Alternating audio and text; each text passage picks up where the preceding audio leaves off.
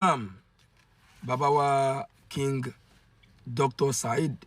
Òṣùpá àfi tí ọwọ́ àtàpọ́nlé àfidá ọkọ yín kọ́lọ́mbà wa lọ́rẹ̀ mi ẹ̀yin lẹ́ni fọ́nrán yìí tọ́lọ́mbà ní kó dọ́dọ̀ yín àkíyèsí kan ni mo fẹ́ pè yín sí ṣùgbọ́n kí n tó lọ bẹ̀ olólùfẹ́ yín àwa nífẹ̀ẹ́ yín púpọ̀ látara pé ẹ̀bùn Ọlọ́run tí ń bẹ lára yín òun náà ni làákàyè Ọlọ́run bóyin làákàyè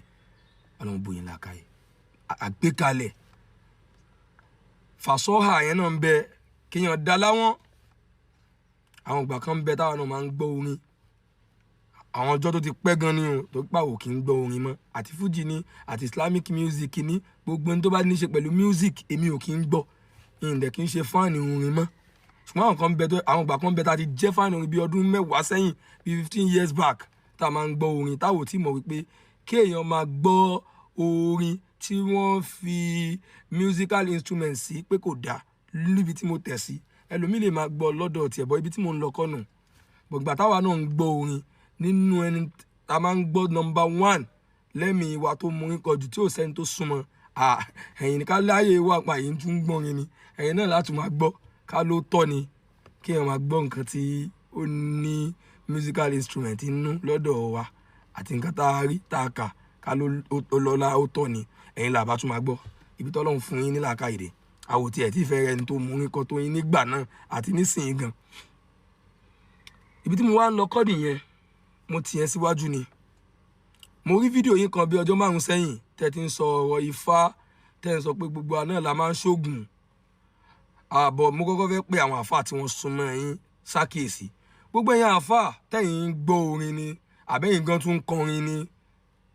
gbogbo ẹ̀yin àfáà tẹ́ ẹ súnmọ́ Dr. Saheed Òṣùpá iṣẹ́ dọwọ́ yín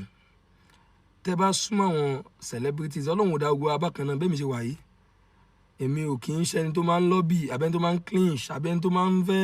wà pẹ̀lú àwọn olórin kódà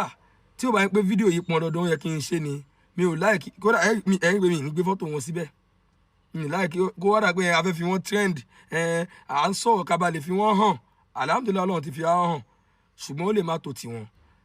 a fẹ́ gba nǹkan lọ́wọ́ wọn ni alhamdulilayi kò sí nǹkan tí ẹ ń ní láyé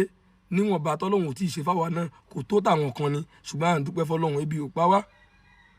ṣùgbọ́n sincere advice ni mo fẹ́ fún wọn èmi mọ̀ yín sí mùsùlùmí pure mo mọ̀ pé mùsùlùmí ni yín pure tẹ́lẹ̀ ọ̀ǹtìgbà tí mo wá rí yín tẹ́ sọ wípé awo tẹ́yìn máa ń jí kínú lé ní fá àlàyé kan mo kọ́ fẹ́ ṣe fún yín gbogbo ẹ̀yin àfáà tẹ́ súnmọ́ wọn tẹ́ súnmọ́ àwọn olórin bíi ti Saheed Òṣùpá àtàwọn celebrity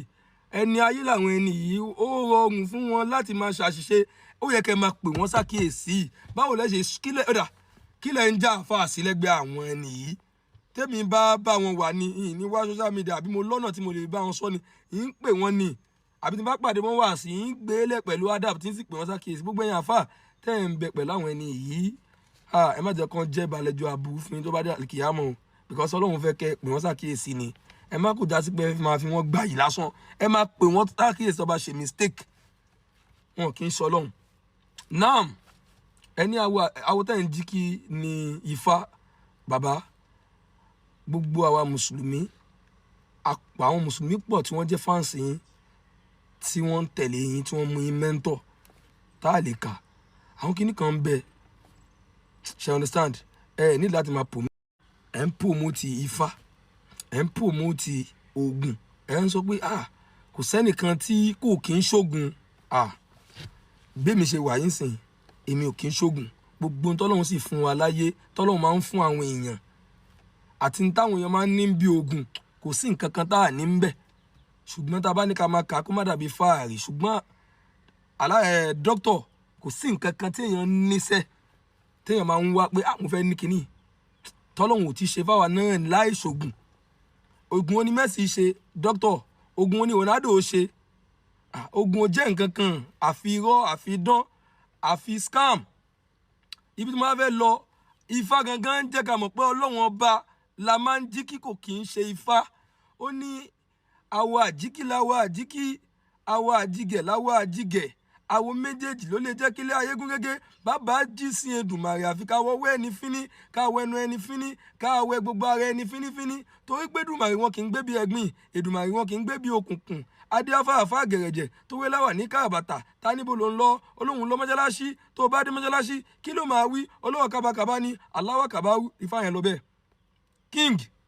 gbogbo Ifá tẹ́ bá wo Ifá dáadáa tẹ́ bá lọ òtúá méjì ó ń pèpè lọ síbi pé Ọlọ́run nìkan náà ló ní ìwòsàn. Ifá kan ń bẹ tó ní ìjọ kan ń bẹ àrùn kọlù àwọn ará ìlú, wọ́n lọ bá Ọ̀rúnmìlà fún ìtúsílẹ̀. Ọ̀rúnmìlà ní ẹbọ ni kí wọ́n rú, ó ní tí wọ́n bá rú ẹbọ tí ò bá gba ìlànà rere, ó ní kí wọ́n lọ bá àfáà, tó máa dọ́dọ̀ àwọn àfáà á gba ìtúsílẹ̀. Débi pé gbogbo mo lè kí Ifá mẹ́wàá fún yín dókítà tó ń jẹ́ ká mọ̀ wípé inú Islam ni ìtúsílẹ̀ wà. Kí la wá ń lọ bí oògùn fún dókítà? Ẹ má ṣoògùn mọ́, ẹ padà sọ́dọ̀ Ọlọ́run. Ọlọ́run ló fún yín lókìkí.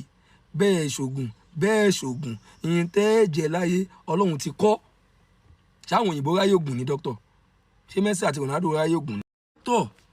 bẹ́ẹ̀ bá ṣoògùn, kódà dókítà tẹ́ ẹ bá kírun, dókítà tẹ́ ẹ bá lọ church, ìyẹn tẹ́ ẹ jẹ láyé Ọlọ́run ti kọ́. Ṣóògùn ló jẹ́ kẹ́ ẹ ládùú ọpọlọ tẹ́ ẹ ní yìí ni? Ògùn wo ló lè fún yín? Ẹ mọ làákàyè tẹ́ ẹ ní ni? Fẹ́ẹ̀mù tẹ́ ẹ ní yìí ẹ má dúnyàn tó ṣoògùn bíi tí ní. Owó tẹ́ ẹ rò pé ẹ ní Ifá kọ́ ló fún yín. Ọlọ́run ọba náà ni òun náà lè máa jí kí Ifá kọ́, ẹ má kí Ifá mọ́. Dókítà Ọlọ́run ni ẹ lè kí, ìtẹ́ ẹ ní ìkọjá ní tífá lè fún yín. Ifá ò lè fún yín, àwọn èèyàn ṣoògùn jù yín lọ. Dókítà wọn ò tó yín, wọn ò tó bàtà ẹsẹ̀ yín. Ọlọ́run náà ni ẹ máa kírun fọlọ́run fasọ́lì lè rọ́ bíkà.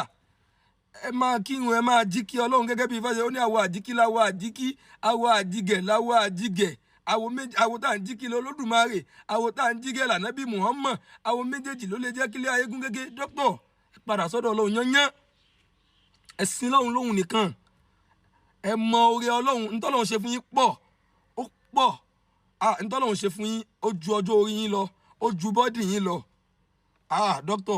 àwọn èèyàn ń ṣoògùn, wọn ò tó bàtà ẹsẹ̀ yín. Tó bá yẹ pé oògùn la fi ní gbogbo nǹkan ni, kò sẹ́nìkan tí ò nífẹ̀ẹ́ ní gbogbo nǹkan ní Nàìjíríà yìí. Tó gbọ́ ọ̀pọ̀lọpọ̀ àwọn èèyàn ni wọ́n ṣe oògùn ṣùgbọ́n wọn ò ní nǹkan kan. Ṣé ẹ má promote oògùn mọ́? Owó mòde àwọn kan lẹ́jẹ́ táwọn bá ti gbọ́n tẹ́ sọ́hun ẹlòmíì mùsùlùmí mi ti darapọ̀ mọ́ yín, òun náà ti ń ṣoògùn nu. Ó sì lè fògùn ní nǹkan kan o. Ọlọ́run ló jẹ́ kí Saheed náà ní gbogbo ohun tí wọ́n ní.